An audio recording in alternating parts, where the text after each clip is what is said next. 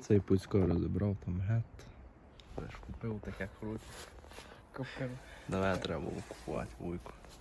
Давай гроші. На гроші. Що ти в інтернет якраз Блять. Що? Ви ж в інтернет це все викладати? Конечно. А то, що знімав того разу вчора? Конечно. Викладав? Конечно. Коли? А ну покажи.